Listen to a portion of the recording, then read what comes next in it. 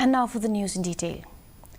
Meghalaya Chief Minister Conrad K. Sangma, after chairing a state cabinet meeting, stated that the runway at the Shillong airport needs to be extended by over 500 meters to accommodate larger aircraft such as the Airbus A320 and Boeing 737, which are typically used by airlines like Indigo and SpiceJet. This expansion would allow regular commercial flights to land at the existing airport. Although further clearance from the Directorate General of Civil Aviation and the Ministry of Civil Aviation are still required. India on board.